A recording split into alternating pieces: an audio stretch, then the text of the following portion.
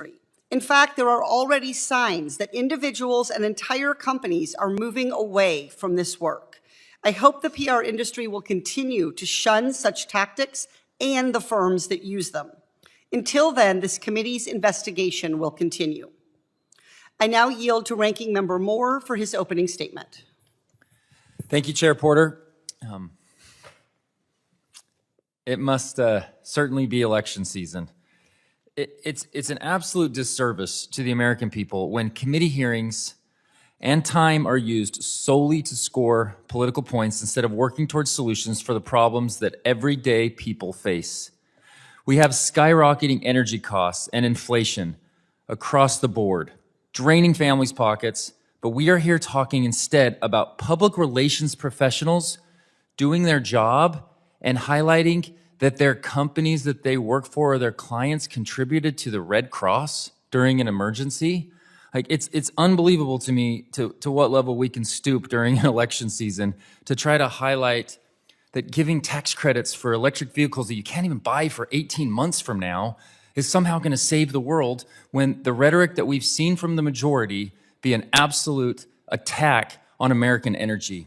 In reality, this hearing is just another attempt to vilify this nation's most significant energy sector. And what's particularly concerning is that today's approach by Democrats threatens the exercise of First Amendment rights. Squashing debate simply because you don't like the opposition goes against our nation's core principles. It is costing families more and more to buy groceries, from eggs to the cost of bacon, to fill up our gas tanks and keep the lights on at home. The state of California just faced the threat of rolling blackouts and was forced to issue a statewide grid emergency. And what wasn't disinformation and what wasn't rhetoric was about 2 or 3 months before I came on and was sworn into this role for my freshman term of Congress, I sat down with an energy sector and individuals in my state, and they said, California, in a year from now, they're going to have rolling brownouts. And he showed me articles and they showed me data that was going to actually prove what plays out and what we're seeing right now in California. That's not disinformation. That is a crisis, an energy crisis that is self-caused because of rhetoric and in this attempt to sort of squash what the energy industry is doing to build a broad energy portfolio and do the right thing and move in the right direction. Employers throughout the economy are struggling to handle increasing operating costs and facing impossible decisions. All of these folks are impacted daily by political decisions, and they all deserve to have a voice in the energy policy debate. When we elevate the voices of hardworking Americans, it paints a stark picture from the increasing costs of daily life in our country. It's getting more expensive for everyone. One of my constituents, a dairy producer, described how the cost to operate just one piece of equipment increased fivefold, from $500 to $2,500 a day because of rising gas prices. His proposed solution is to turn on American energy.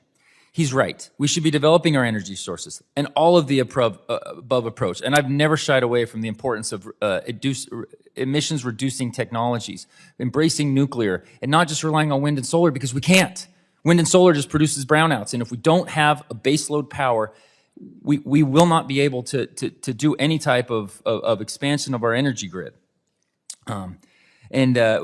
Particularly the most damaging thing we've seen is with the Biden administration is they hamper our energy industry. It's taking 17 months to hold an onshore lease sale and failing to complete a single sale for offshore drilling. Sadly, my constituent's story is not unique, and voters deserve to understand the devastating impacts misguided policies can have before deciding whether or not to implement them. Ms. Amy Cook joins us today from the John Locke Foundation and can tell us how important it is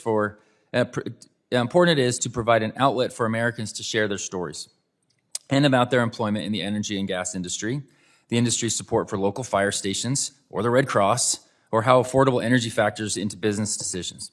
When anti-fracking measures were introduced in Colorado, voters needed to know how these policies would impact their neighbors' livelihoods and their own pocketbooks, which is all playing out. Denying such voices would have had devastating consequences. The ability to exercise political speech ensures all viewpoints are represented in policy debates. The Supreme Court goes to great lengths to protect speech, especially speech related to public issues. It is clear to me that the ongoing energy crisis and development of our domestic resources are public issues of great importance to American families. This committee should be wary of any attempt to stifle the exercise of free speech, regardless of whether or not the majority agrees with the viewpoint. The American people deserve better than a hearing intended to chill speech or salvage a botched investigation. What we should be doing instead, to begin, this committee should use its time examining how best to pursue an all-of-the-above energy strategy. With a diverse energy portfolio, all sources of the energy play a role: wind, solar, nuclear, hydropower, oil, and natural gas. The practical implications of this approach are that we continue to harness the innovative spirit of Americans to create technologies the public retains access to affordable and reliable energy. Our nation has the ability to do this, and it's time that we capitalize on these abilities, regain independence, and lower costs for the American people. With that, I yield back. Thank you, Ranking Member Moore. Now I would like to turn to our witness panel. Before introducing the witnesses, I will remind them that they are encouraged to participate in the Witness Diversity Survey created by the Congressional Office of Diversity and Inclusion. Witnesses may refer to their hearing invitation materials for further information. Let me remind the witnesses that under our committee rules, they must limit their oral statements to 5 minutes, but that their entire statement will appear in the hearing record. When you begin, the timer will begin, and it will turn orange when you have 1 minute remaining. I recommend that members joining remotely pin the timer so that it remains visible. After your testimony is complete, please remember to mute yourself to avoid any inadvertent background noise. I will allow the entire panel to testify before questioning the witnesses begins. The chair now recognizes Ms. Christine Arena, founder and CEO of Generous Ventures, Inc. Thank you. Chairman Grijalva, Chair Porter, Ranking Member Moore, and members of the committee, my name is Christine Arena. I'm a 20-year communications industry professional, an author and researcher on greenwashing. Thank you for the opportunity to speak with you today about the role of PR firms in preventing climate action. I come to this subject as a marketing practitioner and advocate for change inside my industry.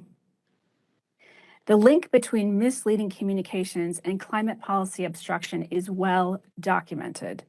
This year, the IPCC identified rhetoric and misinformation and corporate advertisement and brand building strategies from vested interests as primary barriers to climate action. Much research on the communications techniques used by those vested interests to mislead the public has been published by institutions including Harvard, George Mason, the Union of Concerned Scientists, and many others. 13 lawsuits have been filed against U.S. fossil fuel companies based on consumer messaging that some of our country's top lawmakers consider to be deceptive and even unlawful. These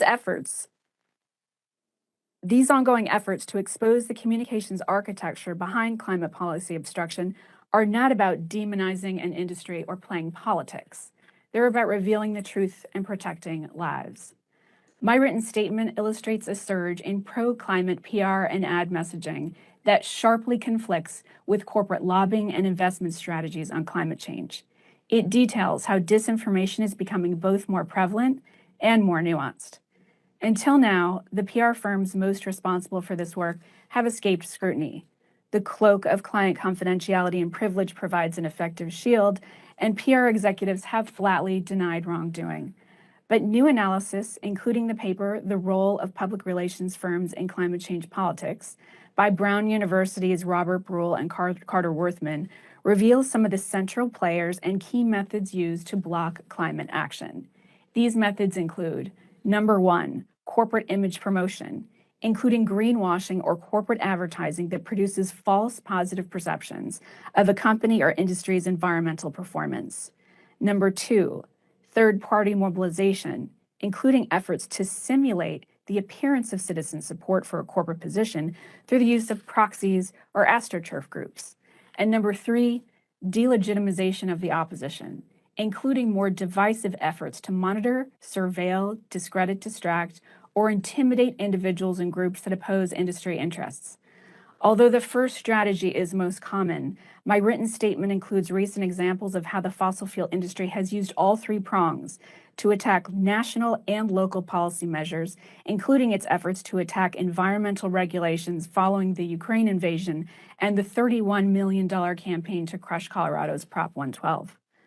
Like the tobacco industry, the fossil fuel industry has always relied on public relations to advocate for its interests, but what's new is the intensity of its pursuits the complexity of its operations, and the vast resources it deploys to bulldoze regulatory obstacles in its path.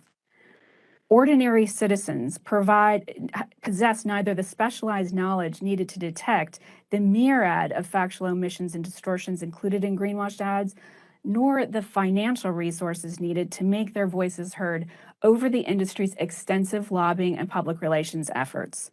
By employing disinformation strategies and tactics, certain PR firms are hindering an informed populace from participating in a robust national climate conversation and corresponding climate action. At current levels, climate disinformation is not merely an ethical problem. It causes harm to individuals, society, and democracy, which is why accountability is so urgent. Unfettered greenwash will only result in the continued growth and spread of knowingly false claims.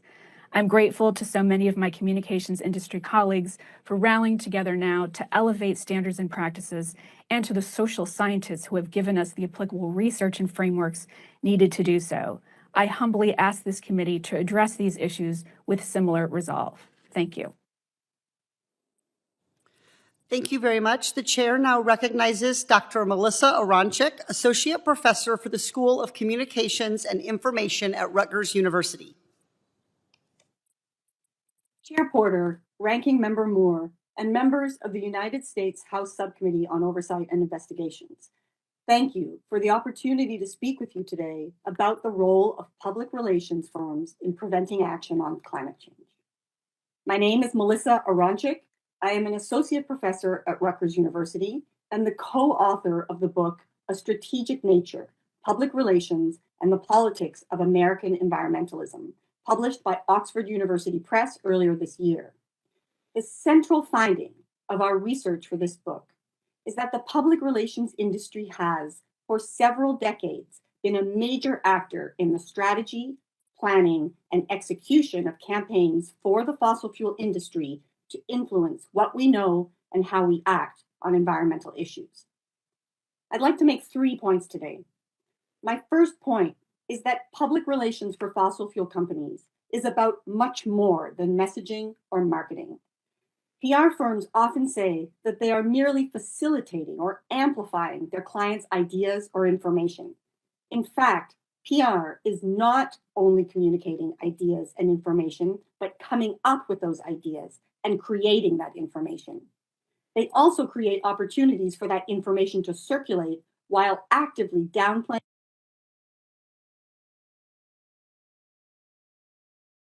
Despite the label of public relations, PR firms target multiple stakeholders behind the scenes at local, state, and federal levels, attempting to indirectly influence citizens, journalists, and policymakers. A New York Times investigation in 2020 revealed that the firm FTI Consulting was behind fake grassroots groups, including Texans for Natural Gas, the Arctic Energy Center, and the Main Street Investors Coalition. These appear as local efforts to speak out on energy issues. Rather, they are groups funded by oil and gas companies, manufactured and run by PR firms to provide the illusion of support for the fossil fuel industry. My second point today is that public relations coordinates strategies and distributes risk across fossil fuel sectors. PR firms share intelligence and coordinate strategies across sectors, including petroleum, natural gas, chemicals and pesticides, and mining. They then coordinate coalitions from members of these sectors to collectively counter action on environmental problems. These strategies are not publicized, they are not transparent, and they are not regulated. PR firms often represent these coalitions in public or informal settings, such as congressional hearings, to minimize the risk to their clients' reputation. Because this coordinated infrastructure of anti-environmental action operates behind the scenes, members of the public and lawmakers have no way of knowing if the support for fossil fuel production is real or manufactured. My third and final point today is that PR has influenced public opinion and policymaking on environmental problems for over 50 years. This is one of the most striking findings in my research. Industry reports from at least the early 1970s document how PR firms conducted pro-industry campaigns to downplay public health and environmental risks. Today, some of those same PR firms working for the same industry clients are using the same strategies to distort our understanding of the impacts of climate change. Evidence for the existence of these long-term PR strategies comes from the millions of internal corporate documents publicly disclosed during litigation against the tobacco industry in the 1990s. In those documents, we clearly see how instrumental the role of PR firms has been in preventing the public and lawmakers from acting to protect the environment. We have a record of compromising behavior by specific PR firms with devastating effects on the health and welfare of the American people. But until now, the PR firms themselves have remained out of sight. Today's hearing allows us to broaden our understanding of PR firms' accountability when it comes to downplaying the threat of climate change and the role of their clients in causing it. Thank you. Thank you very much. The chair now recognizes Ms. Amy O. Cook, Chief Executive Officer for the John Locke Foundation. Thank you. Chair Porter and members of the subcommittee, thank you for the opportunity to be with you today and to provide some comments. My name is Amy Cook. I'm the CEO of the John Locke Foundation, a state-based free market think tank headquartered in Raleigh, North Carolina. Prior to joining Locke, I held various positions, including directing energy and environmental policy at a sister think tank in Colorado. I have a journalism degree from the University of Missouri-Columbia and a master's degree in American history from the University of Northern Colorado. Love for the First Amendment drew me to journalism. Fear of losing it drew me to public policy. I agree with Jimmy Lai, a newspaper publisher currently imprisoned by the Chinese government for advocating for democracy. He said, "More information is freedom." Americans, including those in the energy and environmental policy space, are rightfully troubled by the growing threat that their speech will be shut down by those who sit in politically powerful positions. My expertise is energy policy, and what I've found in over a decade of energy policy research is that all debates distill down to trade-offs. It's the responsibility of public policy organizations, such as mine, to tell the truth about those trade-offs, putting a face on those trade-offs so that people, including media influencers, legislators, voters, and the general public, have all the information they need to make informed public policy decisions. I've been on the ground working with those who have concerns and stories to tell regarding these trade-offs. They have a right to tell their story, and the public has a right to hear them, but they're often shut out or marginalized by legacy media, big tech, and government. And as an example, let's just take the regulatory space at the Colorado Public Utilities Commission. Insiders have stakeholder meetings that include only themselves, not ratepayers. They enter into a settlement that forces ratepayers to pay more, greatly impacting their families and businesses. And that's why I got involved in a utilities carbon reduction plan at the PUC. A small group of businesses felt that their voice wasn't being heard by the very commission that is supposed to represent them. The barriers to entry in a regulatory proceeding are quite high. A challenging filing system, lack of affordable counsel and witnesses, and for the privilege of petitioning your government, it can cost hundreds of thousands of dollars to do so in a meaningful way. Another example is a ballot measure I worked on. There were decent, hardworking Coloradans who wanted voters to know what a de facto ban on hydraulic fracturing would do to their livelihoods, their families, their businesses, and communities.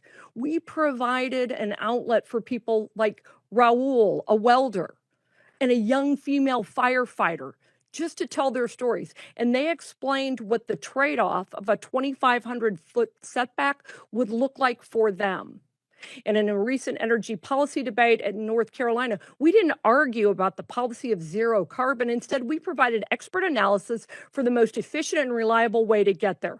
Our report supplied the foundational building blocks for what ultimately became the final version of a bipartisan bill titled Energy Solutions for North Carolina. And at a time when we are putting increasing demands on our grid with electric vehicle mandates and new building codes, we need to look no further than California and Texas to see that those trade-offs are not always wise. Trading reliability and quality power for non-dispatchable sources is detrimental to the grid and, more importantly, to ratepayers. American voters deserve access to the facts so they can decide for themselves, and our First Amendment ensures that they can. And while we are here having policies or hearings to police debate of energy policy, real problems need to be solved. Gas prices are still far too high. Ratepayers are forced to pay for an unreliable and inferior product due to bad policy decisions from the past, which is really what we should be discussing. So what should we be doing? Well, we should be expanding our energy infrastructure, encouraging domestic energy production, rewarding reliability and resiliency. And for a path to zero emissions, follow North Carolina's lead on HB 951. And most importantly, creating an atmosphere that respects the First Amendment and fosters civil debate. In closing, there's really good news about energy. We don't have to choose between a clean environment and quality of life. Thanks to Americans' innovative and entrepreneurial spirit, we've demonstrated we can develop our resources wisely, provide clean, safe power, and be energy dominant, free from dependence on hostile regimes that may threaten our national security. I trust Americans to put good policy ahead of partisan ideology. Thank you so much. The chair now recognizes Ann Lee Foster, former Director of Communications and Community Engagement for Colorado Rising. Chair Porter, Ranking Member Moore, and members of the committee. My name is Ann Lee Foster, and I was a ballot initiative proponent of Prop 112. This was a role I never expected to find myself in. Before moving to Colorado, I was working for a university art museum in Virginia. Although I was working a wonderful job, I was living in my hometown and wanted to make a big change, so I moved. I was looking forward to the clear blue skies, but when I arrived, that was not the reality. The Boulder-Denver area has an F air quality rating according to the American Lung Association, largely due to fracking.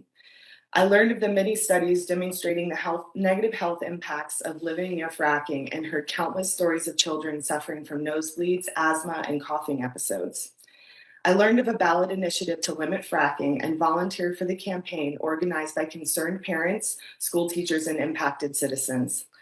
I was harassed starting the first week of signature gathering when men carrying signs targeted me, yelling at potential signers and standing between the individual and myself. This was statewide and persisted throughout the 4 months we gathered signatures. There are many accounts of particularly women being followed around by multiple protesters for extended periods. Many folks reported being intimidated and scared. A document was leaked to our campaign from an employee of Anadarko, a fracking company, instructing employees to text the location of our signature gatherers if they saw them. Colorado Public Radio tested the numbers, and protesters showed up within 10 to 15 minutes each time. We hired a professional signature gathering firm that said they had dealt with opposition tactics and with PacWest. The firm quickly started billing us at much higher rates than agreed to and producing significantly fewer signatures. The reason cited was harassment from protesters. Several weeks into signature gathering, we received a call from office staff who said the office was closing and the principal of the firm was removing signed petitions. The firm told us we would have to pay them another $40,000 to get the signatures back. We got them back when we went public with the incident. We contracted with 2 other firms after this who both quit early. One of the firms told volunteers he had taken payment to stop working with us. Despite these challenges, we qualified for the ballot. 2 weeks before the election, we were sued for defamation by the president of the first firm. The damages were based mostly on the allegation they had lost a contract with PacWest. We had recordings of all the conversations proving the firm's president took signatures against our will and the attempts to coerce us. The suit was withdrawn. I personally suffered from what I feel is stalking or harassment. I noticed a suspicious man at one of my signature gathering trainings. When turning in the signatures of the Secretary of State's office, I noticed said individual seemingly waiting for us. I told him I recognized him. I later received a text from an unknown number congratulating me on our success, identifying himself as the person I recognized at the Secretary of State's office, and saying he worked for a neutral third party. He later texted and asked me to coffee or ice cream. Later, at the Colorado State Capitol, a strange man began to follow me. I ducked down hallways and changed floors, but I couldn't shake him. He appeared at a press conference that we hosted and recorded it on his phone. I also saw him at a county commissioner's hearing. He never stated who he was or why he was attending. I also saw him at a local coffee shop I frequented. I started to encounter symptoms of adrenal fatigue, including hair loss, unexplained weight gain, and panic attacks. I saw several health professionals, including a psychologist and therapist. Despite all that we endured, the strength and persistence of Coloradans volunteering to protect their families and communities from this destructive industry was deeply inspiring and something I will never forget. In the end, this isn't about my story or even Prop 112. It's about what we are all going to endure at the hands of these destructive industries. I leave you with this quote from Nathaniel Rich's book, Losing Earth. Everything is changing about the natural world, and everything must change about the way we conduct our lives. It is easy to complain that the problem is too vast and each of us is too small. But there's one thing that each of us can do ourselves in our homes at our own pace, something easier than taking out the recycling or turning down the thermostat, and something more valuable. We can call the threats to our future what they are. We can call the villains villains, the heroes heroes, the victims victims, and ourselves complicit. We can realize that all this talk about the fate of the earth has nothing to do with the planet's tolerance for higher temperatures and everything to do with our species' tolerance for self-delusion. And we can understand that when we speak about things like fuel efficiency standards or gasoline taxes or methane flarings or setbacks, we are speaking about nothing less than all we love and all that we are. Thank you. Thank you very much for that valuable testimony. Reminding members that Committee Rule 3D imposes a 5-minute limit on questions, the chair will now recognize members for any questions they may wish to ask the witnesses. I'd like to start by recognizing myself for 5 minutes. I'm going to start by directing my questions to Ms. Arena. Ms. Arena, you are a 20-year communications industry professional specializing in sustainability and social impact campaigns. Is that correct?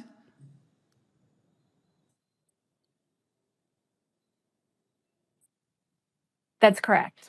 Okay. And roughly how many campaigns have you worked on over these past 20 years? I've worked on roughly over 100 campaigns, and I still do this work. Based on your experience, do you know what the standard practices are in the public relations industry? I certainly do. According to your written testimony, you wrote, quote, "There is nothing standard or ethical about the practices of the PR firms we are discussing today. What makes these practices different from the standard work PR firms perform for clients?" Third-party mobilization tactic of hiring fake protesters to disrupt an ongoing Colorado Rising event. Hiring fake protesters is unethical in multiple ways. First, they're fake protesters, right? There's the simulation of community support or opposition that isn't really necessarily real. Secondly, it is not disclosed who is paying for and funding those paid protesters. And thirdly, those paid protesters that I wrote about were actually engaging in what I believe are harassment behaviors, that is stalking Colorado Rising members as they were trying to make their voices heard. I do not believe that there is a single trade association in my industry that would consider the hiring of fake protesters to be an ethical marketing practice, and I certainly don't consider that standard. It's a far cry from the kind of typical image promotion or advertisements that we think about with PR firms. These unethical practices, these unethical PR firms, are often most effective at the local level, where powerful corporate interests can overwhelm local communities. Ms. Foster, what was your experience in Colorado facing off against one of these PR firms? The harassment was extensive. We logged throughout the state and throughout the entire 4 months of our campaign, the extensive harassment and targeting. There was approximately $40 million spent against the campaign in the, I think, 9 total months that we were running the campaign. So yes, they were incredibly sophisticated and widespread. And this was just against, like I said, moms, grassroots campaign people that are doing this in their spare time that don't have the expertise and sophisticated techniques that these campaigns were implementing against us. Thank you, Ms. Foster. The groups in Colorado opposing this proposition that you worked on reported spending upwards of $30 million on their campaign. Ms. Arena, to go back to you, is that a typical amount for a PR firm to spend on a state ballot campaign? That is a very high amount to spend on a state ballot campaign, I would say, 31 million. They outspent the opposition by, I think that would be a factor of over 30 to 1. And, that money obviously went very far for them. And how did they use the millions of dollars that they received from the oil? How did the PR firm use the millions of dollars it received from the oil and gas industry for this campaign? What were some of the messages that they were trying to promote and give the appearance that they were coming from the community? Yes, well, I can say that, it's obvious that they tried to flood the zone with just as much media as they possibly could, TV, social posts, direct mail, op-eds, events, and so forth. They obviously did very big, large media buys, I would assume. And the third-party mobilization efforts were quite extensive. So there would be a lot of work done around recruiting those individuals, paying them, managing them, pushing them to, again, echo the talking points of the campaign. Again, a lot of that was undisclosed activity where it wasn't clear who was funding those actors.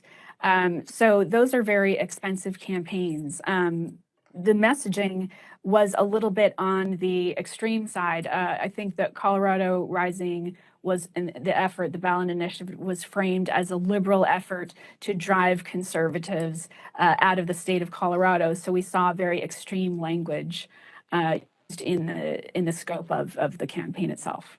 Thank you very much. The chair will now recognize Ranking Member Moore, the gentleman from Utah, for 5 minutes. Thank you, Chair. Let's just simply state what we're talking about today, that it's okay for environmental groups to put spin or narrative and create a storyline that even the Denver Post had to come back and retract and correct misleading statements from a narrative that was getting pushed in Colorado. But it's not okay for American energy companies to tell their story. You cannot have it both ways.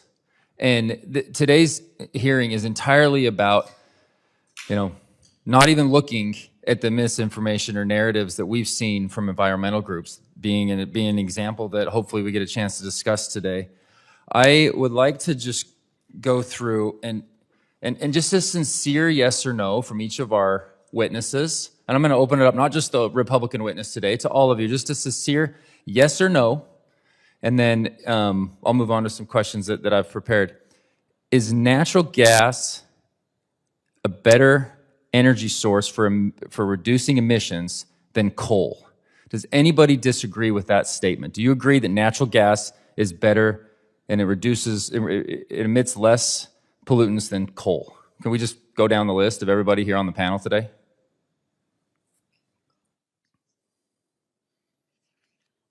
I can read everybody's name, sorry. I'll grab everybody's names here. There we go. Ms. Arena. No, methane is one of the top greenhouse gases. Just a yes or no. So you think that coal is better than natural gas? No, I don't think coal is better. I think. Well, I'm just asking for a yes or no. Would you rather have it be coal? Because wind can't do it all. We can't cover it all with wind.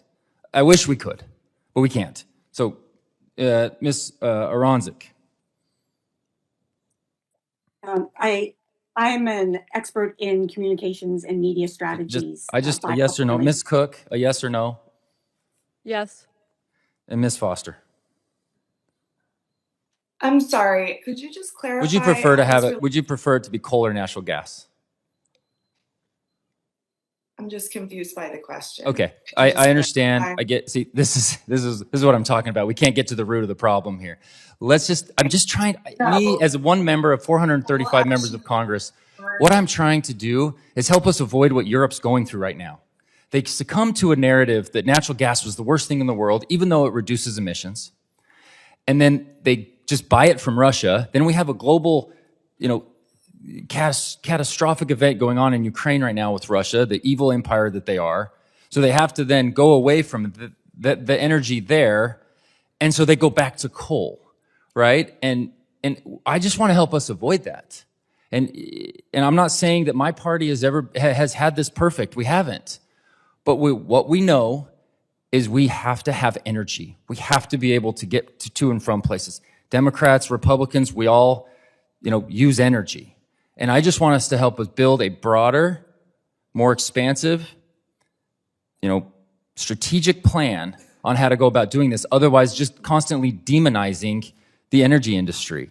What I've found in my interactions with them, they've been sincere on their efforts to embrace clean technology, reduce emissions. Across the Wasatch Front in Utah, they invested enormous amount of money, overinvested into Tier 3 gasoline. They didn't have to. They weren't forced to do it. They did it because it was the right thing to do. We are all for that, and we've been trying to promote that as much as possible. I get a little excited about this issue, so I apologize. I sincerely was not trying to badger any of the witnesses. I just, when you get two options, I just want to know, what would we rather be doing? I'll go back to Ms. Cook here with about a minute left. In your testimony, you mentioned that energy policy is all about trade-offs. Can you just spend a few more minutes on highlighting that, and then we'll have a chance to jump into some other questioning? Thanks for the question. Listen, we often think that the trade-off is just emissions. So we'll say we're going to shut down a coal-fired power plant and replace it with wind, solar, batteries, and some natural gas, and therefore we'll have lower emissions. But it's really not that simple. A single working mom sees her electricity bill skyrocket.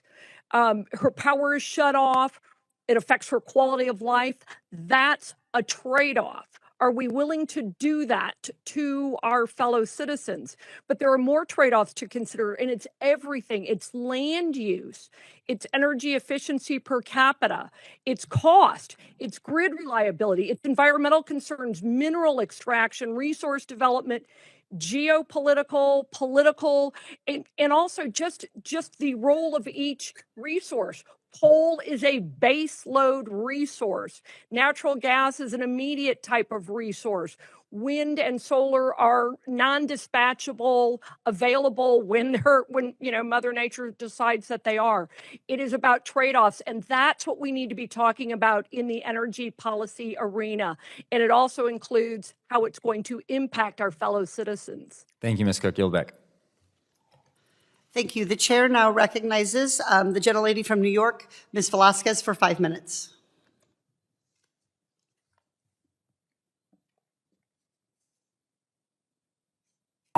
Good morning, and thank you, Madam Chair, for this important hearing. Ms. Aronczyk, in your testimony, you draw a parallel between the long-term PR strategies used by the tobacco industry as they try to downplay the health impact of their product in the 1980s and 90s, and the fossil fuel industry's efforts to prevent action on climate change. Can you please briefly explain why these strategies remain highly effective, even across completely different sectors? Thank you for that question. The long-term strategic nature of public relations strategies, of course, the most obvious answer is that they work. They work to delay responses to environmental problems. They work to delay environmental regulations and legislation.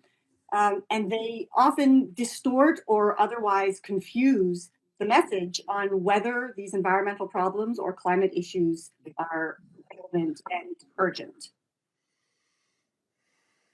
Thank you. And Ms. Aronczyk, PR firms are weaponizing information by creating false narratives about the role that the fossil fuel industry plays in contributing to the climate crisis.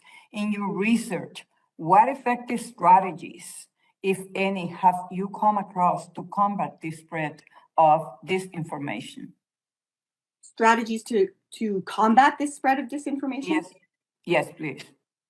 You know, this is a tough question because it's very challenging to know when there's constant disinformation circulating, what is real and what is manufactured. So the onus ends up being on individuals to try to develop strategies to pay attention to certain sources or multiple sources. Most people don't have the kind of background information to be able to parse, especially some of the technical conversations, and to know where the facts are. Thank you. Ms. Arena, would you like to comment on that question? Yes, and I would like to put into perspective how common and how widespread a problem this is.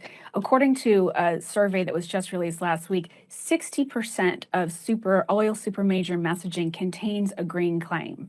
60%. So that's the majority of their public-facing communications containing a green claim. Well, less than 12% of their capital expenditures are actually invested in those green activities.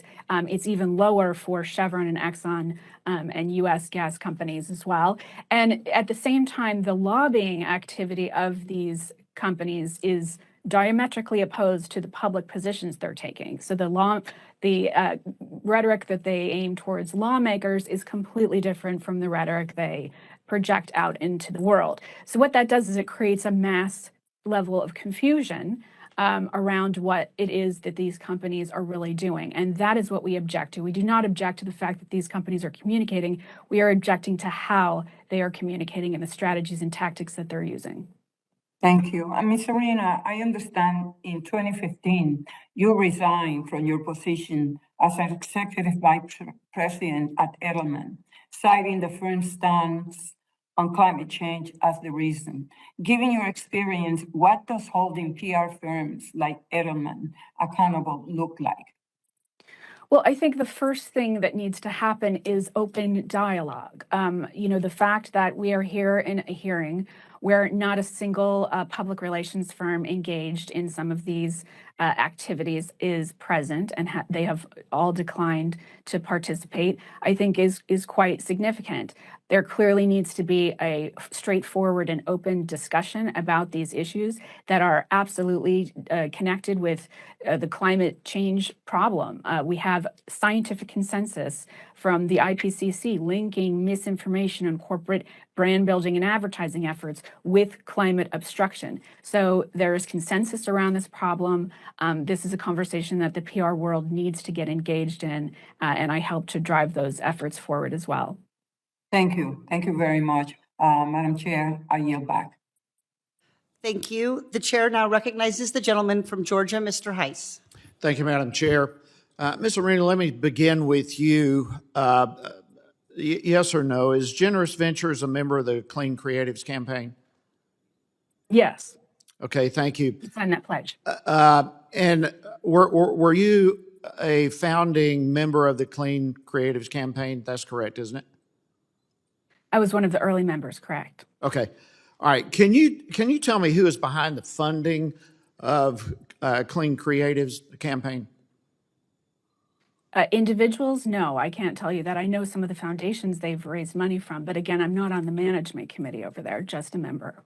Okay. Do you know, does Clean Creatives accept foreign money or foreign support while trying to influence American policy? I could not comment on their finances. Well, I'm not asking you to comment on their finances. I'm asking you if they accept foreign money. I don't know if they accept. Would you please provide a list of the funders that you are aware of to this committee? We would appreciate that. You said you do know some. I'm asking you to provide that to the committee, please. What kind of support does Fossil Free Media and the KR Foundation provide to Clean Creatives? KR Foundation is a foundation that supports climate accountability work around the world. And so that they are a funder of fossil free. And as I put in my disclosure form, I also received a grant from KR Foundation. Okay. Madam Chair, I have a couple of emails here that I'd like to submit for the record. The first is one sent out by Fossil Free Media about a press release regarding the majority's threat to a subpoena to FTI. The other is the actual press release from the majority in that regard. Without objection. Thank you very much.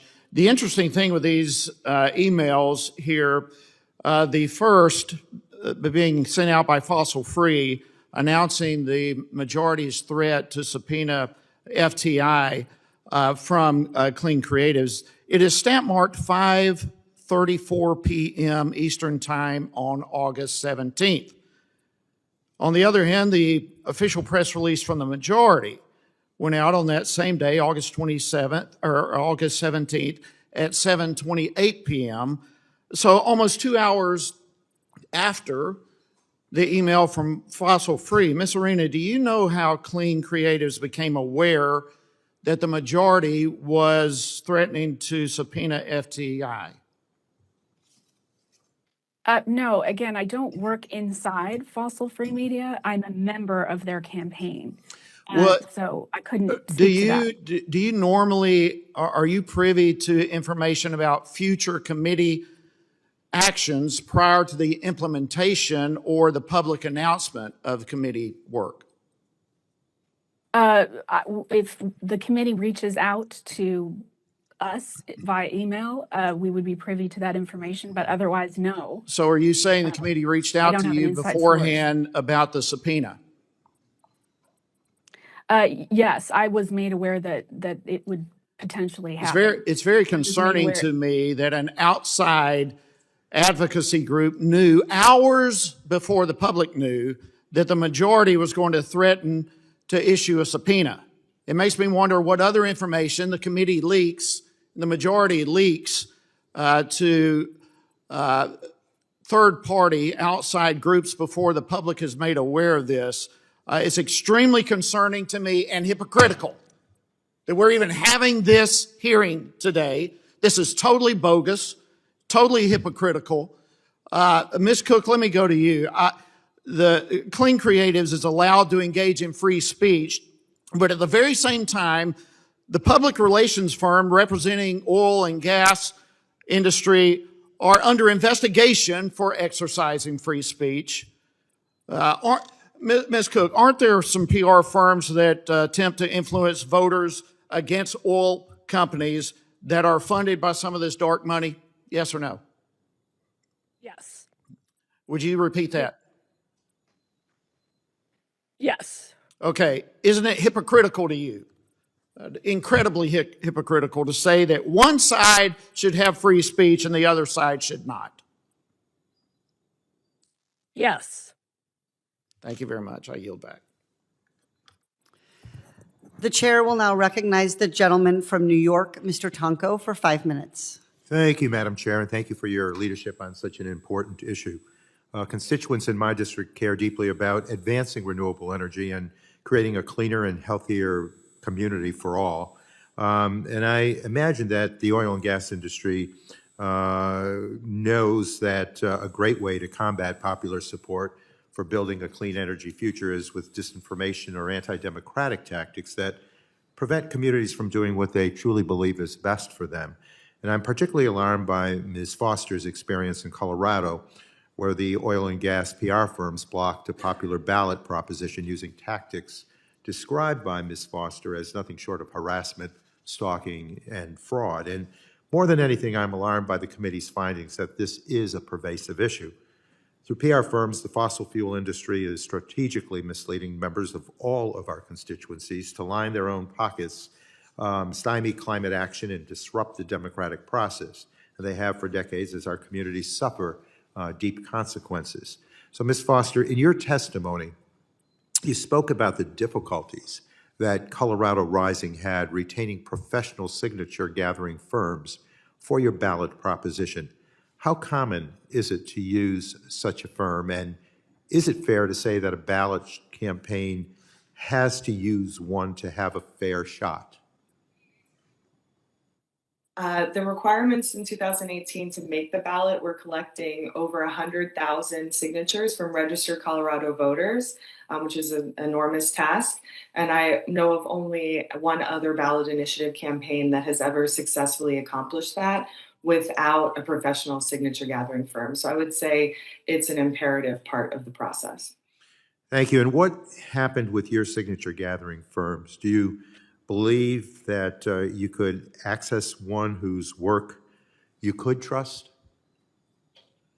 By the end of the signature gathering campaign, we no longer felt that we could trust any campaigns to not be paid off or flip on us. And so we ended up actually taking on the entire signature gathering operation ourselves in the middle of the campaign because we lost 3 firms. And multiple firms leaving sounds like a pattern. In a recording obtained by the committee, Colorado Rising volunteers asked a signature gatherer why he abruptly stopped working with Colorado Rising. And he said, and I quote, "Oh, nobody threatened me. You know what they're doing. They're going around buying people." Ms. Foster, do you believe the other signature gatherers were also paid off? The first signature gathering firm said that they had been offered a bribe at the beginning of the campaign, and then the quality of work quickly deteriorated. That gentleman openly stated that he was, and then we had another one leave the campaign earlier than we had previously agreed upon. So I think the possibility is certainly likely. And in the same recording, the signature gatherer admitted he had been asked to give the signatures he had collected to the opposition group. Ms. Foster, would you characterize this behind-the-scenes interference with your campaign as an open and civil discussion? No, not at all. Okay, well, I thank you for your response to my questions. I believe certainly the American public deserves to understand the extent that PR firms help oil and gas companies by manipulating public perception and blocking popular efforts. And with that, I yield back, Madam Chair.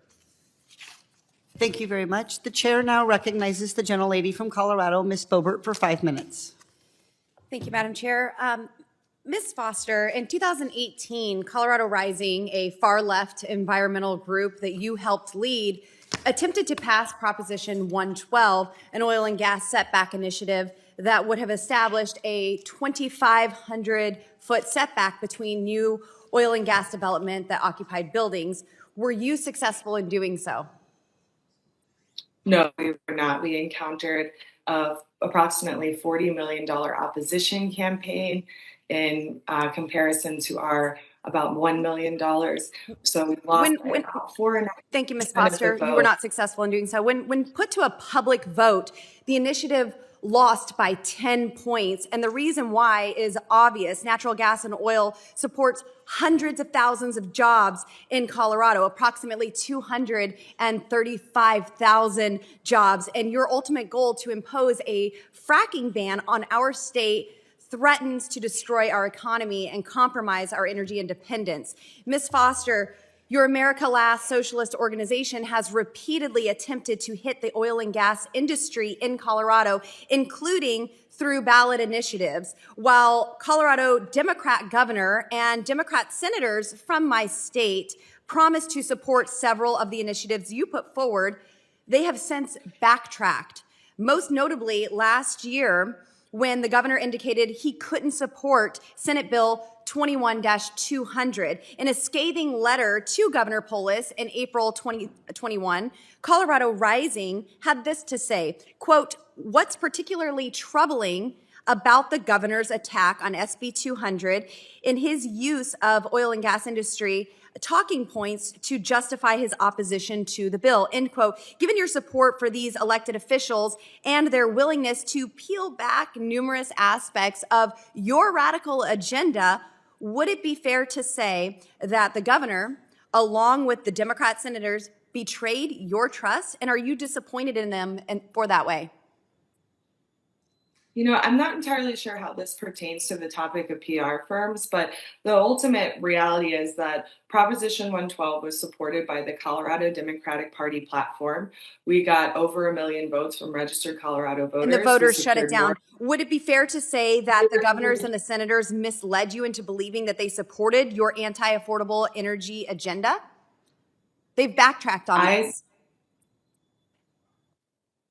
I wasn't a part of 200, and that is a separate issue from 112. Colorado Democrats and myself find ourselves in an interesting position because we do all disagree with your anti-energy agenda, not because Colorado Democrats are seriously interested in promoting affordable energy and Colorado jobs, but because your agenda, if carried to its logical conclusion, would involve the people of Colorado rubbing their hands together to stay warm and in the coming winter months. And with natural gas prices at a 14-year high and getting higher, they just might have to do that. Now, Ms. Cook, it appears to be the case that Democrats frequently design arguments as disinformation or misinformation to convince people that disagreeing with progressives' orthodoxy is the wrong thing to do. Would you agree with this assessment? And would you say that these kind of Democrat attacks do nothing but chill free speech?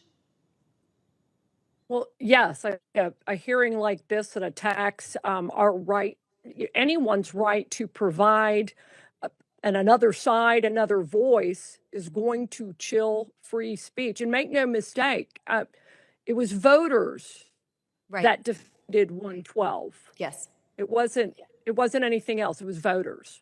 Yes, thank you, Ms. Cook. On June 12, 2022, the distinguished chairman of this committee led a letter in which he argued that public relations firms for oil and gas companies delay, quote, environmental initiatives. In your view, is that the justification? Is that justification enough to take the extraordinary step of serving a PR firm with a subpoena? And is it appropriate to target PR firms who work with clients Democrats don't like? No. Now, while this committee willingly uses taxpayer resources to harass private companies, arguing, of course, that coal, oil, and gas companies are spending tens of millions of dollars to sway public opinion, actually, I want to move on to this. Sorry, I have four seconds. I really just want to know, why isn't the committee issuing subpoenas for PR firms that offer support for the climate change lobby, like the Sierra Club, who has repeatedly assured us that the genocidal Chinese Communist Party, even while they murder millions of people in concentration camps, is actually quite interested in working with the Democrats' climate change agenda? The gentlelady's time has expired. The chair will now recognize the gentlelady from Massachusetts, Ms. Trahan, for 5 minutes. Well, thank you, Chairwoman Porter and Ranking Member Moore, just for allowing me to wave on to this important hearing. I think one thing that's important to note is that we can have free speech and stop the spread of disinformation if we stop with the grandstanding and just get to sensible policy making. Like many of my colleagues, I represent communities in Massachusetts like Lowell and Lawrence that have been harmed by decades of underinvestment in clean energy, and most recently, record-breaking gas prices that big oil corporations leveled to increase their already record-breaking profits.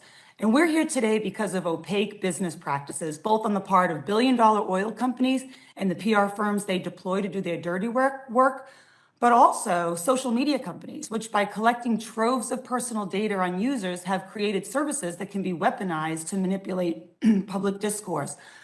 Excuse me. It's important to recognize the relationship between these two industries, which profit from the destruction of our ecosystems. And one example is the ability for companies and the PR firms that they employ to micro-target online advertisements.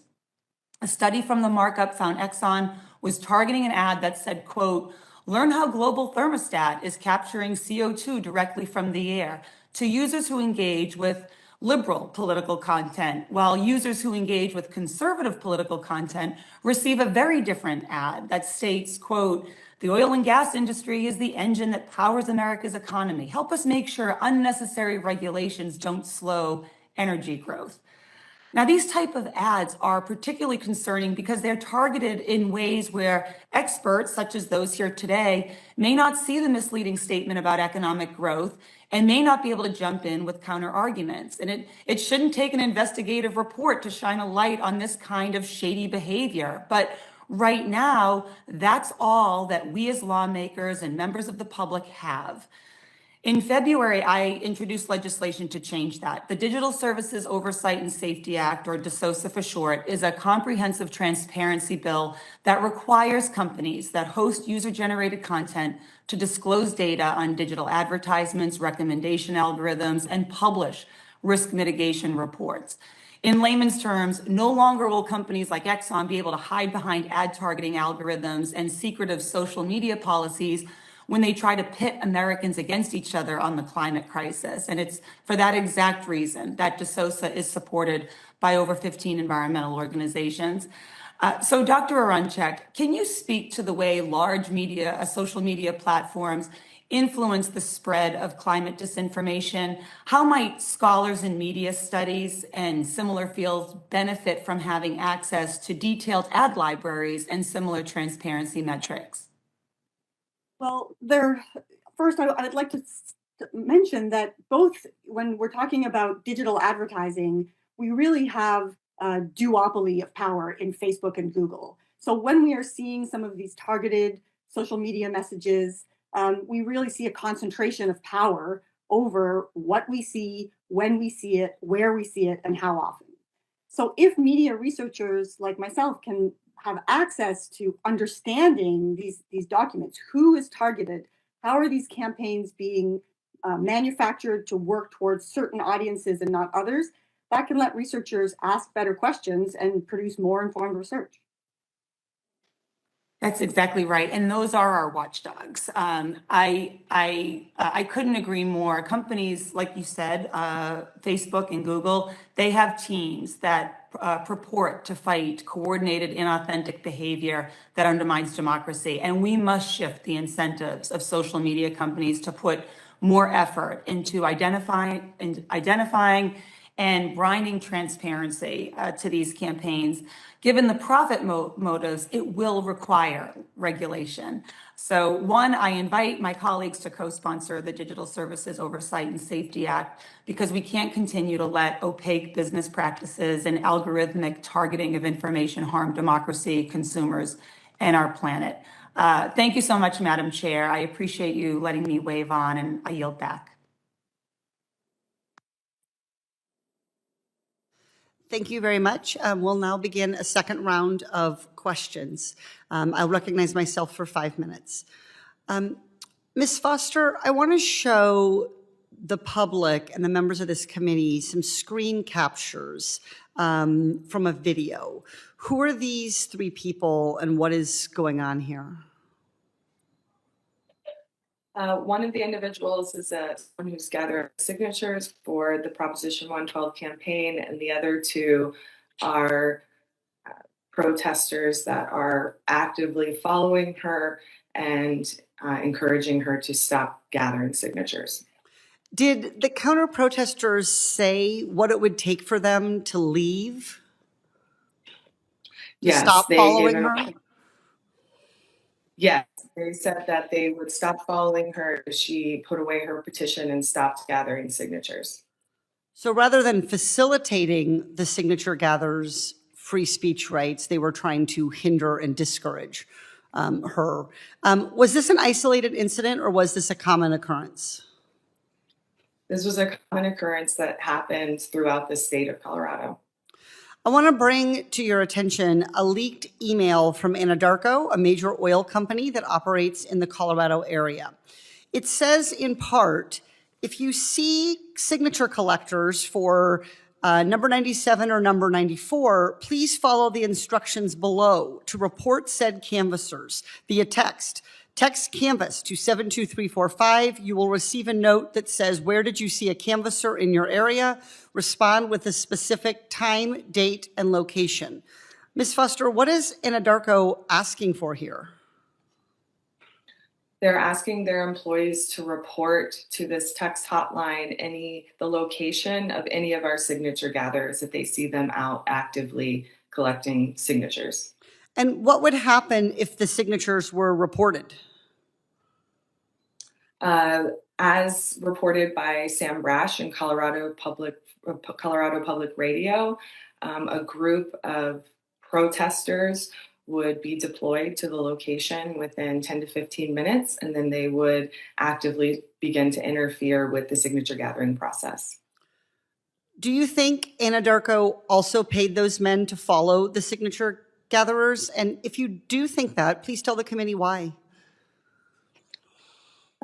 So when Sam Colorado Public Radio followed up with Anadarko regarding this letter and the text hotline, they defaulted to Protect Colorado, which is an AstroTurf group in Colorado, and the finances show that Anadarko has paid a significant amount of money to protect Colorado.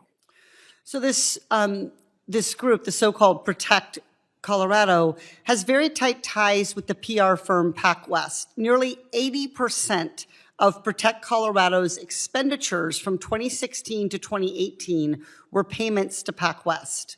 Given the known PR firm tactics mobilizing these third parties, do you think it's likely that PacWest might have hired these men to engage in following the signature gatherer? I know that our first signature gathering firm specifically mentioned PacWest when they described this type of opposition tactics. And as you stated, there's a significant monetary connection there as well. The screen captures, I just showed came from a video the committee obtained of two people following a canvasser in a residential neighborhood.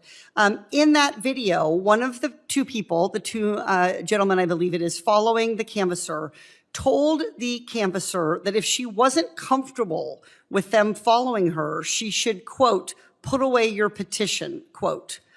Were those paid followers or the PR firm that hired them to pose as counter-protesters ever held accountable for this kind of intimidation tactic interfering with her speech? No. Thank you. With that, I will now recognize Mr. Heiss or his designee for 5 minutes. Thank you, Madam Chair. Very interesting. Actually today, it's just coming out today, this committee, the House Natural Resource Committee staff, is putting out a report. The report is titled "The Role of Public Relations Firms in Preventing Action on Climate Change." This is not even yet on the committee website. But yesterday, Clean Creatives is tweeting about this. They have a copy of it. Not yet even on committees, on the majority's website, not public. Amazing how Clean Creatives got this. We have Clean Creatives yet again collaborating with the majority, getting information before anybody else has that information. Getting information about subpoenas before anyone else has it, getting reports before anyone else has it. This is just absolute insanity what's going on here, and the real investigation ought to be taking place about that type of collaboration. But here we are going through, Ms. Arena mentioned the unethical PR practices, things like fake protesters, not knowing who's paying for it, harassing behaviors. This type of stuff that I'm mentioning even now becomes a part of it all with what's going on here. And this whole thing is unethical, what we're watching. Ms. Cook, let me go to you. In your opinion, what would happen if the United States just stopped producing oil and gas like many of these activist groups are clamoring for? What would happen? It'd be catastrophic. I'll tell you what, you wouldn't have this hearing today. Civilization, the economy as we know it, would certainly collapse, and I don't think you need a computer modeling out 100 years to figure that out.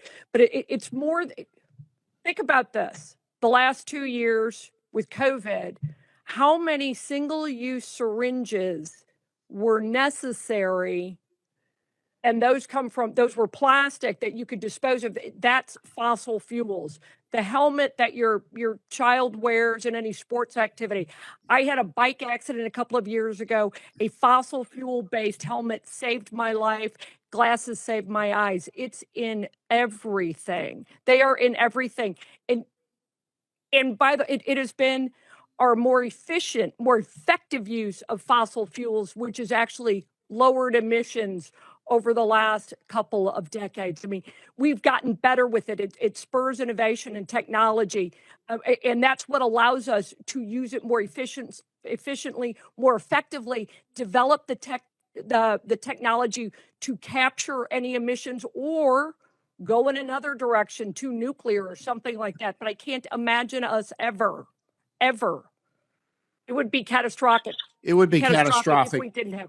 Thank you for your Yeah. answer. It would be catastrophic. And it's amazing to me that as we speak here today, China is in process of making 50 of the largest coal plants in the world with no protections, they obviously are not concerned with climate change. They are not concerned with polluting the world. And obviously we right here are not concerned with them doing that either. We have the cleanest coal in the world, and we have witnesses here today who can't even determine if they prefer natural gas over coal. Absolutely stunning. Ms. Cook, let me come back to you. I recognize the importance of sharing how the daily lives of Americans are impacted by misguided policies. We want truth. All of us want truth out there. Your testimony described your efforts to provide an outlet for Coloradans to share how anti-fracking measures would affect them. Could you briefly share some of those stories? Yeah, We have about 1 minute. I'll do it real. Raul, a welder, he was the son of migrant workers who worked for ancillary support services for the oil and gas industry. He worked with his two sons. It was all about opportunity, jobs, future growth for him and his family. He was able to, if that had passed, likely his livelihood would have been shut down. There was a volunteer firefighter, a young woman in New Raymer, Colorado. The oil and gas industry provided them all of the latest and greatest equipment so that she could be of service and help save lives in her community. Thank you very much. And thank you, Madam Chair. I yield back. The chair will now recognize the gentleman from California, Mr. Khanna, for 5 minutes. Thank you. Thank you, Madam Chair, and thank you to Chair Porter and Chair Grijalva for your leadership on this important issue. Turn it off until he calls on me.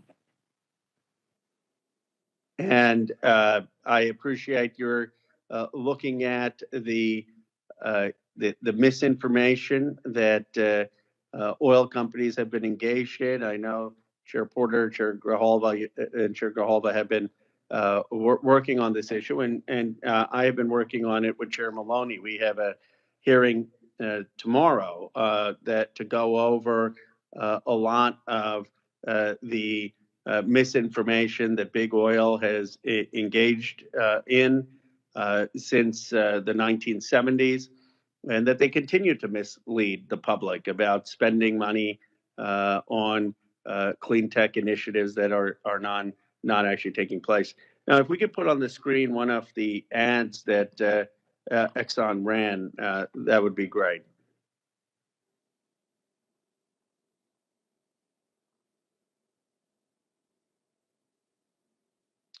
I think it's up because it's virtual.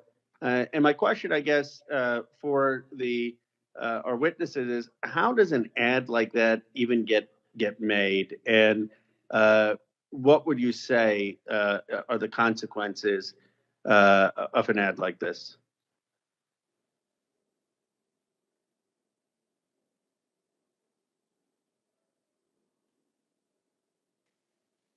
I'm sorry, are you calling on one of us specifically? Yes, Ms. Reno, you go first. I can't see what ad you're referring to, but I would say in general, how an ad like that gets made is a client comes to an ad firm or a PR firm with a brief. They want to express their commitment to green tech, whether it's carbon capture or whatever it is that they're doing. And the ads get made. The point is that most of these ads, almost all of them, according to a recent study by Grant Brown, contain factual omissions and distortions, as well as climate delay frames, and they are being amplified very aggressively. So again, these corporations are over-indexing their public reputation on efforts that only represent a minimal aspect of their normal business. And Ms. Arena, would a PR firm push back on an ad that if it had misleading claims, or do they just publish whatever the oil companies want? Obviously, it differs between from agency to agency. There is a culture inside agencies that where you're a little more resistant to pushing back against the client brief because it means you could lose the business. So there is some pressure to kind of execute on a client's wish. Having said this, there's also responsibility within the agency world to be familiar with the science. The question about coal versus natural gas is an important one. And the questions about trade-offs are important because we need to understand, whoever is marketing natural gas needs to understand the dangers of methane, the fact that methane has 80 times the warming power of CO2. We need basic scientific literacy within agencies, and that literacy is either non-existent or too low, so that gap needs to close. Ms. Arena, one of the things that the Chair Porter and her committee discovered is that there's this website with 30 million hits, which says that Exxon is committing to developing safe and reliable energy and mitigating the climate crisis. Is Exxon doing that, and was it responsible for the PR firm to be publishing such a bold claim? Well, Exxon, I think about 8% of Exxon's capital expenditures are devoted to clean energy, and it is certainly making a massive effort to over-index its public reputation on that small 8%. It is really a fossil fuel company. Oil and gas production continues to be its main focus. So I do think that this over-indexing is unethical and it needs to be policed. And how would you police it? I mean, I didn't even know it was 8%. I know they, so that is even more than I expected. But I mean, your words, you say it's unethical, and you say that it needs to be policed. I guess my last question would be, how should we do that here in Congress? Our committee on oversight is working closely with Chair Porter, Chair Grijalva. How can we collectively police this over-indexing? From a perspective of over-indexing, I think disclosures, rules around disclosure is what needs to happen. Most of these ads, they don't contain blatant lies. They contain a blend of factual omissions and distortions. So it's incumbent upon agencies to be familiar with climate delay frames, how greenwashing works, to be able to evaluate it, and from a perspective of lawmakers, to force those disclosures, especially around the third-party mobilization efforts where you have these astroturf groups, different third parties, proxies, where the fact that they are paid proxies is not revealed. And again, these companies are engaging in policy matters. They're not using these practices to sell products. They are using these practices to engage in policy matters. And I think that's what makes this issue even more pointed. The gentleman's time has expired. The chair will now recognize the gentleman from Montana, Mr. Rosendale, for 5 minutes. Thank you, Madam Chair. Ms. Cook, I have a couple of very big picture principles and concepts to go over with you. If you could answer a few questions for me. Can you walk us through the relationship between the grid reliability and the energy transition? Well, I would say currently it's not really a transition. I'm worried we're actually going over a cliff. If we switch to predominantly undispatchable, non-dispatchable, unreliable resources and put them on a grid, providing, this is going to sound kind of geeky, and but poor quality, too much power at one time, not enough at another. The grid has to have balance. It has to be electricity has to be used immediately and it has to always be in balance. When you have sources like wind and solar, and I'm not saying there's not a place for them, I'm just saying when you have sources like wind and solar that aren't reliable in the sense of they're either spiky or they have times of the day when they aren't working, it makes the grid more fragile. It is less resilient. It is unstable. And you will see things like blackouts, brownouts, or in some cases, a complete failure. Baseload power is baseload for a reason. And when you look at capacity factors, we need to be investing in things that can provide stable, reliable, clean, abundant, affordable power when we need it.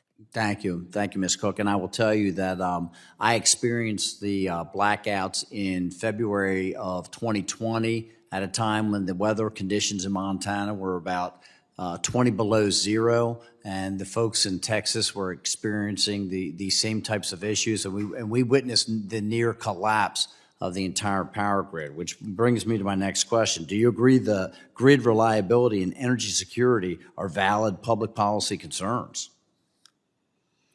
Absolutely, 100%. Some of the single most important public policy concerns. Thank you very much. And would you respond to accusations that discussing grid reliability, energy security, and climate goals together constitute greenwashing or disinformation? Listen, I don't think any time you hear another voice, whether, even if you disagree with it, it's not disinformation. It is simply somebody in the public arena having a debate. I get it. You don't like those people. I get it. But that doesn't mean we don't have valid concerns.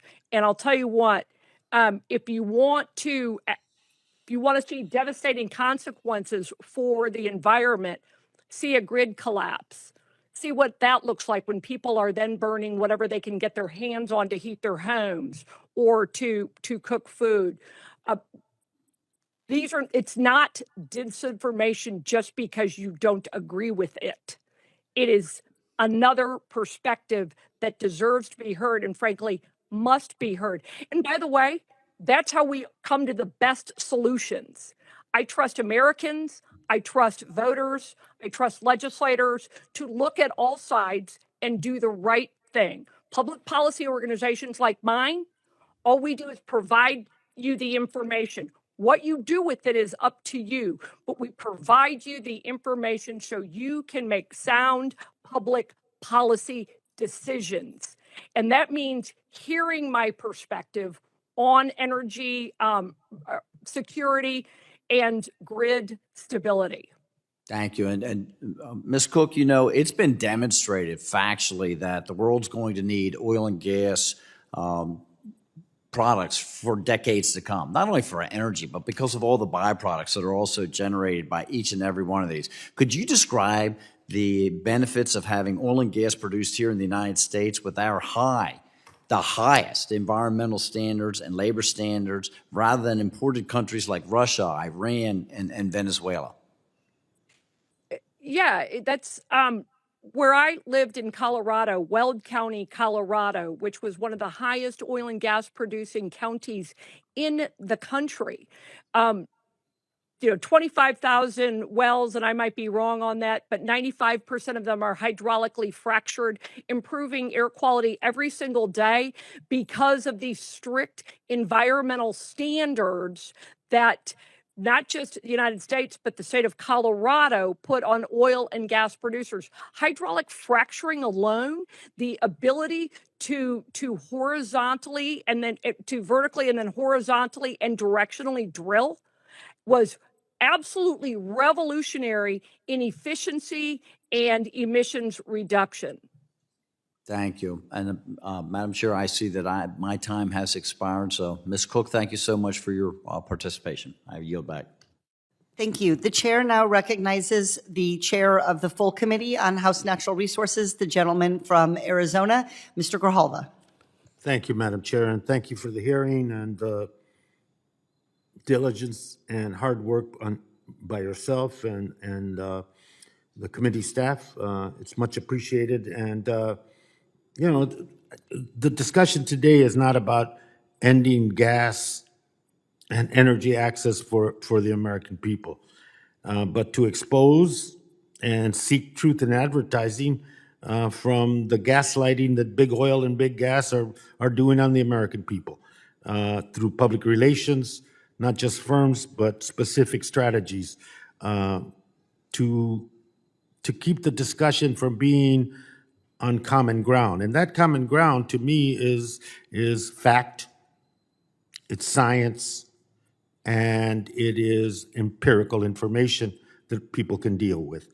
And that's, I think it's important to do that because this is not just about promoting the benefits of a particular company, but it is about turning the discourse into something other than empirical, fact-based, science-based discussions about what is going on and how this is affecting the overall issue of climate in this country and around the world. But Dr. Aronachik, why do gas and oil companies need PR firms?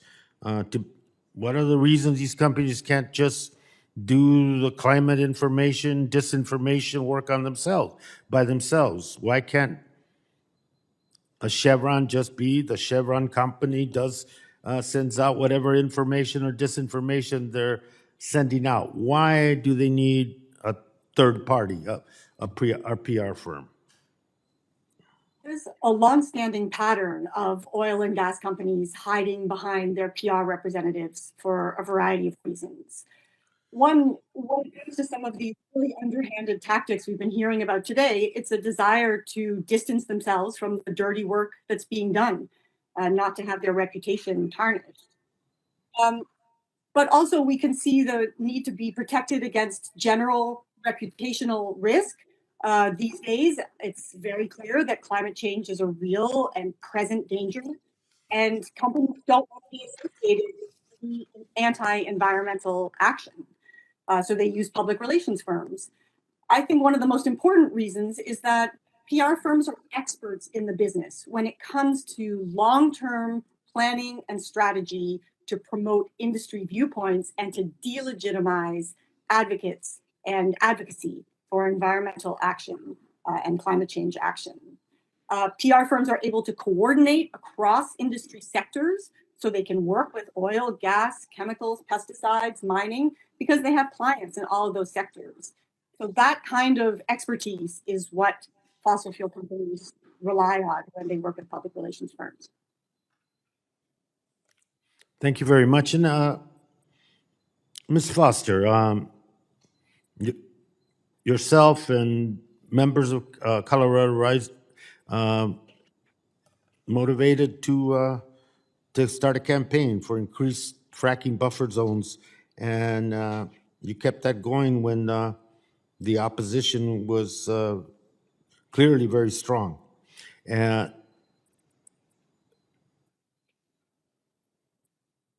What toll did it take on you personally? Yes, this was extremely personally detrimental to me. My health suffered greatly. I began to experience panic attacks, insomnia, all as a result of being in a hypervigilant state for extended amounts of time. It was an incredible amount of stress that had long-term impacts on my health and others in the campaign as well. And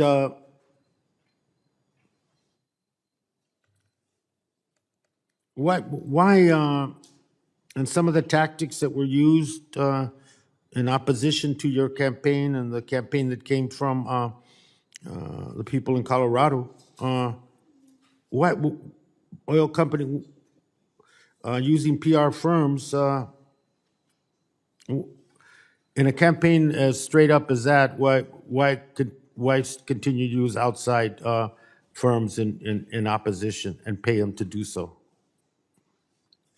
When we first contracted with the firm, we realized that that was a critical piece of the equation to obtaining the signatures we needed to make the ballot. It's an incredibly difficult process and very Indeed. expensive.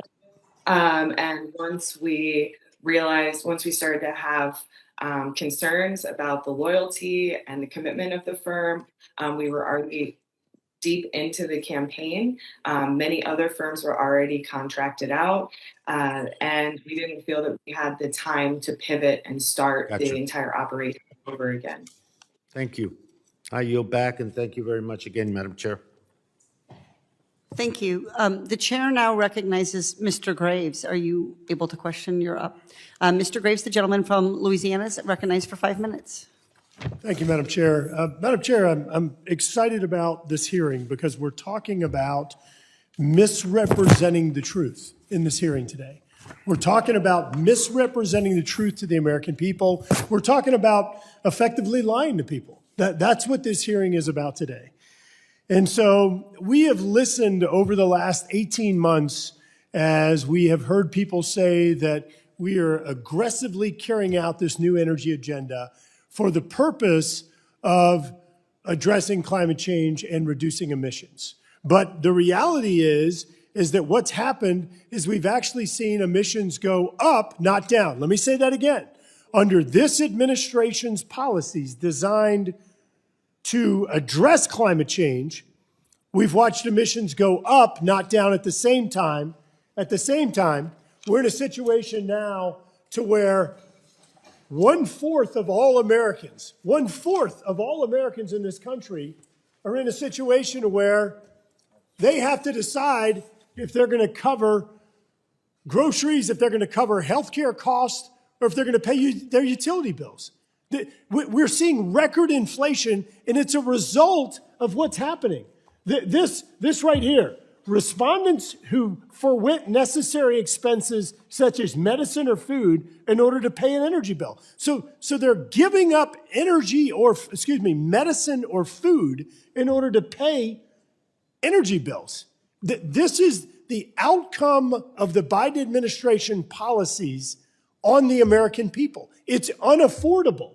I mean, looking at some of these percentages, again, in Texas, 34% of the respondents have said that they can't afford, that they've had to forego food or grocery costs in order to pay their utility bills. Look, so folks are saying, oh, well, wait a minute, the Biden administration is doing a great job with energy. You actually have to go back to the 1940s, to find an administration that has leased fewer acres of land for energy production. The 1940s. Take a look at this. I'd take JFK, I'd take Jimmy Carter. Jimmy Carter, during the first 19 months of his administration, leased 100 times more acres of land for oil and gas production than we've seen under the Biden administration. Ronald Reagan, the big line up there, 375 times more energy. So folks can be sitting there saying, well, wait a minute, I'm worried about emissions. Let me say it again.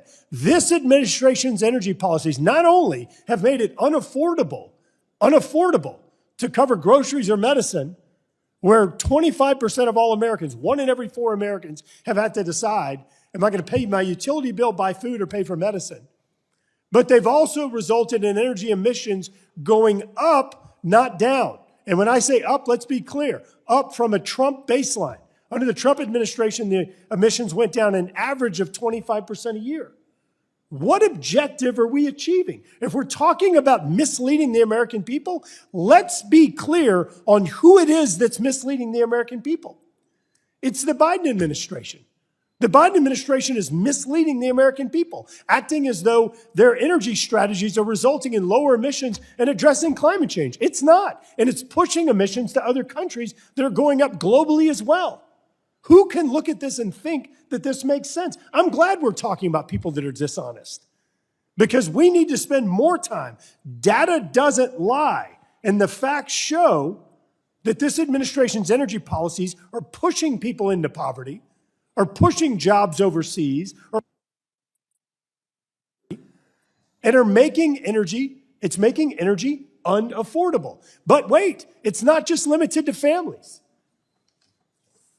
We had our sheriff from Terrebonne Parish, Sheriff Saunier. I asked him, so if you weren't spending these dollars on fuel and higher electricity and utility costs, these are dollars that would be going into additional officers' equipment and training. Sheriff Saunier says that's exactly right. He's confirming that what's happened is that as a result of the Biden administration's energy policies, his sheriff's department is spending more money on those things, which is undermining his ability to actually fight crime and do the things that he's supposed to be doing. So I can't say it enough. I'm glad we're talking about misleading the American people, because we have the chief misleader who's out there telling the American people that these policies are working, and they're not. Yield back. The gentleman yields back. The chair now recognizes the gentleman from Texas, Mr. Gomert, for 5 minutes. Oh, thank you, Madam Chair. I appreciate. Was thinking, people ask, it just seems like Democrats and Republicans aren't friends with each other. Let me tell you, I was friends. It was an honor to be friends with a former member named John Dingell. And it wasn't because we had a lot of politics in common. He was a very honest man, and I understood he cared deeply about people and people that needed a hand up. And that's why it was such a shame when he was chairman of Energy and Commerce, and he was excited about doing something like Obamacare. He'd been pushing for it for decades. We disagree on that. But he refused to push through the cap and trade bill because, as he famously said, that got him fired as chairman by Speaker Pelosi, he said that I'm not bringing it through my committee because that bill is not only a tax, it's a great big tax. And he knew it didn't really affect the wealthy. It was inconvenient for them to pay a little more. But who it really crushed was the poor and the lower middle class. And that is what's happening in America. As this administration, as my friend Graves had pointed out, we're not leasing as much. We're cutting back on the energy resources with which this country has been blessed.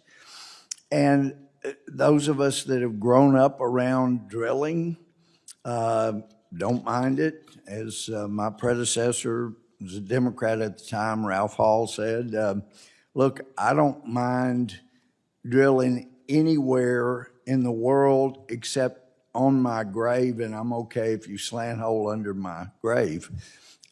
Because he knew how much it lowered the price of energy and helped people that didn't have.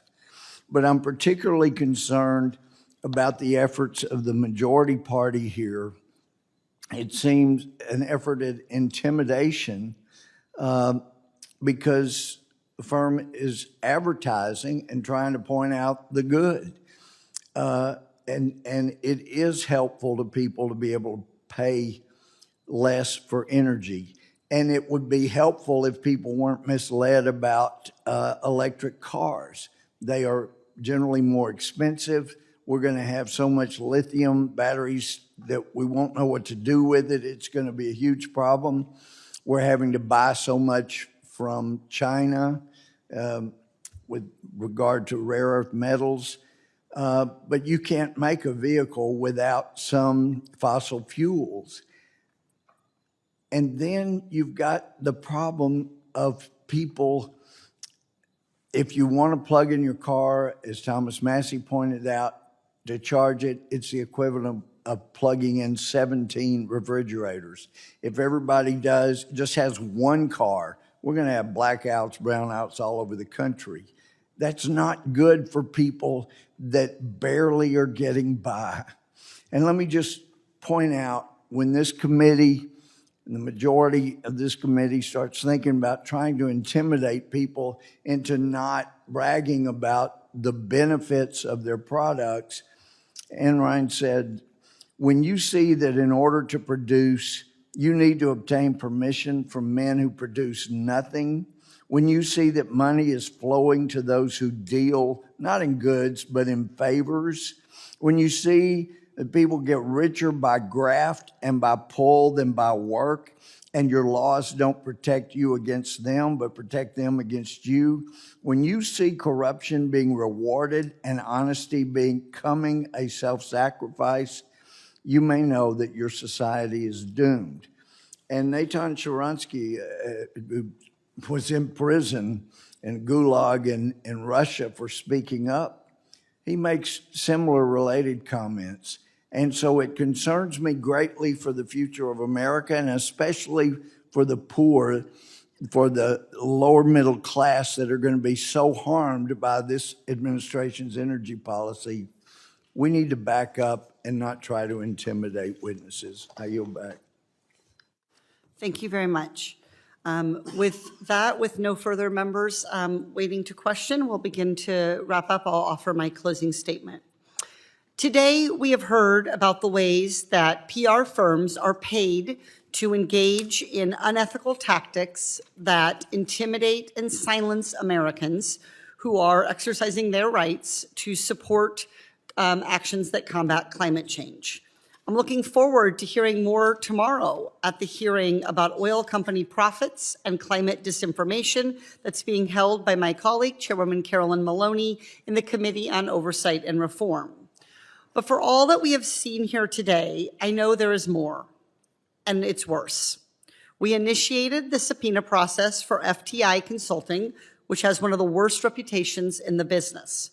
Though negotiations are ongoing, the trajectory is sadly not good. What are they trying to hide? Is it their creation of fake grassroots groups for their clients to hide behind? Was it the creation of fake social media profiles to track the plans of activist groups? Or is there something worse? The harder FTI Consulting fights, the more it appears that they have a lot to lose by having their tactics exposed through oversight. We are just getting started. I want to close by thanking my colleague, Mr. Heiss, my Republican colleague, Mr. Heiss, for identifying the report, the role of public relations firms in preventing action on climate change that the committee has released. And I encourage people who are interested in this topic to review the report, and in particular, the documentary evidence of tactics and unethical tactics and climate disinformation that make up the bulk of the report. With that, I will recognize the ranking member for any closing statement he may wish to make. Thank you, Madam Chair. I'll just keep my comments brief. I think it's important for the American public to hear what's going on in this committee hearing today. What this is yet another attempt to silence the viewpoints from one side of the aisle from being brought forward. Firms that promote different products and entities have been around since our country was first created. And we all on a regular basis hear about the newest product, about the greatest product, about the new inventions that are coming forth.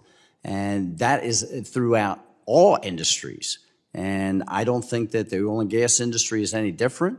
And I think that when we start trying to utilize this body to silence one side of a discussion or another side of the discussion, what we do is suppress the very innovation and technology that has brought us to this place in history, that's given us the ability to utilize so many of our resources, to be able to develop them in a more environmentally sound method, to be able to make sure that our labor standards are the highest in and greatest in the world. And by trying to keep some side of the discussion suppressed or intimidate them from bringing their message forward, I think is always a bad idea. That more information is better for all of us. So I do appreciate the hearing, and I would yield back. Thank you, Madam Chair. Thank you. I want to thank the witnesses for their valuable testimony and the members for their participation and questions. The members of this committee may have some additional questions for witnesses, and we'll ask that you respond to those in writing. Under Committee Rule 3.0, members of the committee must submit witness questions within 3 business days following the hearing, and the hearing record will be held open for 10 business days for these responses. If there is no further business, without objection, the subcommittee stands adjourned.